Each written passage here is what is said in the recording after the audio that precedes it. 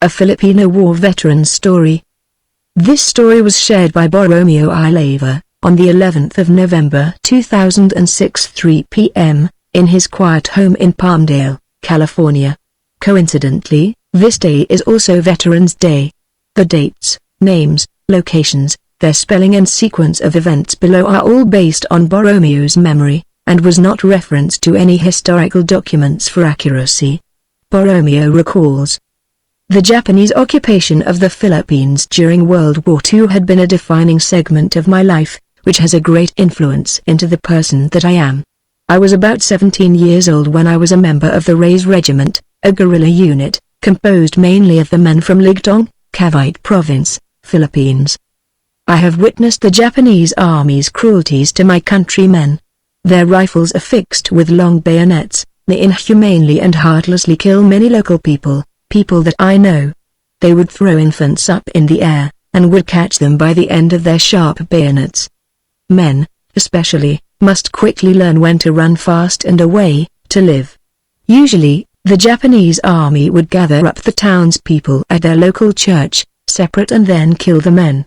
It seems to me that their mission was to eliminate the Filipino race, about 18 million in population then. One morning, as the Japanese army came to gather us, men, I just ran away and fast. I know this other person, that to my disbelief unto this day, why he did not run away as I did. The Japanese army captured him, they roped and hung him from the mango tree, and with their bayonets, they ended his life. As our lives were threatened, our family left the city and temporarily adapted our lives from the protection of the thick jungles and distant mountains, where the Japanese army was fearful to venture into.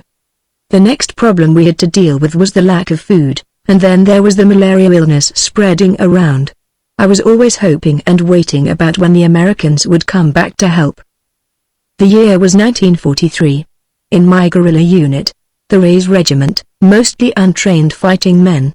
We were there not to know who the other people are, it was not to make friends with others, we just happened to be together, wanting to fight and survive. However, I can still remember 3 men. They were about 5 or 6 years older than me. I remember their names, Pablo Molina, Todoro Molina and Bonifacio Buenville. I remember them because they were in the Reyes Regiment, and later, I got to be with them again when I was at Camp Murphy in Quezon City, now known as Camp Aguinaldo, as member of the 3rd Replacement Battalion. I would consider them to be my buddies during the war.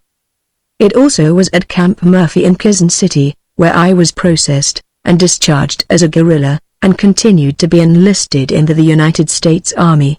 I was then transported to Camp Panabang, Rizal, of the United States Army. I later met up with these 3 men again, somehow, being from Ligtong, Cavite Province, kept us together. The United States Army training in Camp Panabang was far different from what I learned in my guerrilla days. We had the privilege to be trained by the United States Army officers on what there was to know about combat. We got trained in guns like the carbine, Thompson, Garand, 50 caliber submachine gun, and 60 milliliters trench mortar. I was issued at first, a Garand, and later, a carbine. There I became part of the 29th MP Company, of the United States Army. It was the 29th MP Company that was assigned special training, and was also known as Special Forces with the intention to be sent and to take the war back to Japan. There were about 150 Filipinos in the 3 platoons I was a part of, at the 29th MP Company, the United States Army, when we boarded one of the many United States transports ships headed to Japan. There were amphibious vehicles also on board, to allow for our invasion operation. Our company stayed at the deck of the ship, and not much has happened during that time, as we were just waiting for further orders. We knew our mission, that was to go to Japan, and we were even eager to give them back the destructive war they made us suffer. We were confident. We were certain we could give them back a good fight. But with the millions of Japanese people also ready and willing to die for their country, we were fully aware, in that mission, that we were surely to die. Before reaching Japan, the atomic bomb was dropped at Hiroshima on August 6, and then another at Nagasaki on August 9. Instead of going to Japan, our ship took us to Ilocos Sur in northern Luzon, Philippines, where we were temporarily stationed. We moved to Los Banos, Laguna, and it was there that the 11th United States Airborne Division parachuted to join us. The 29th MP Company that I was a member of had a new mission. It was to hunt the Hukbalahap's supreme commander, named Luis Tauk, operating in central Luzon. It was already feared from national radio broadcasts that the communist-supported Hukbalahaps had the capacity to overthrow the Philippine government. The sad part was that they were also getting popular support from the civilian population.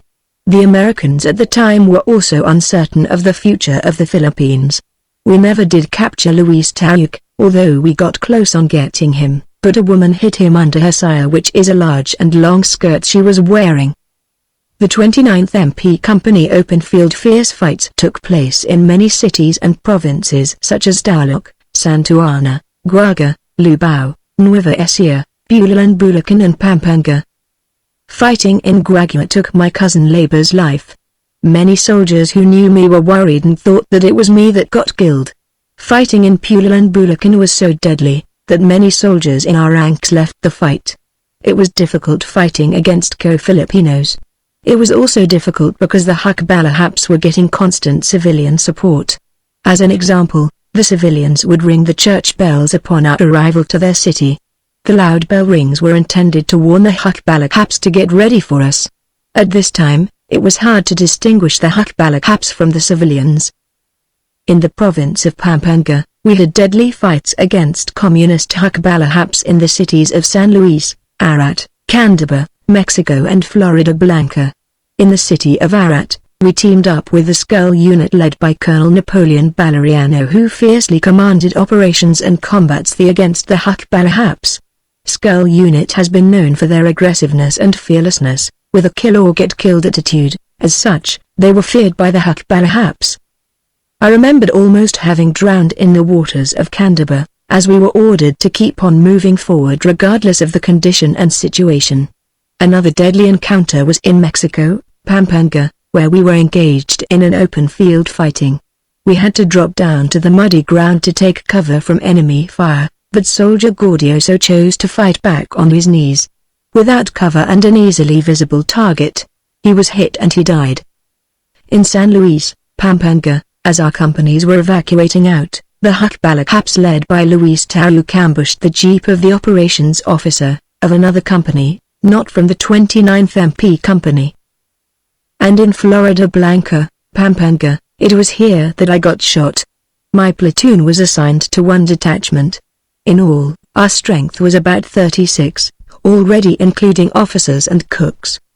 The local people, pretending to provide support services, we later found out, were also gathering intelligence against us, making lists of our names and ranks, and passing them to Hukbalahaps led by a man nicknamed Commander Lindaby, camped and hiding in the nearby mountain. This Commander Lindaby successfully gathered and built a very large number of fighting men, and fully armed, they started a plan to attack us. We were already feeling the coming danger. One of our soldiers got the information about this plan to attack us.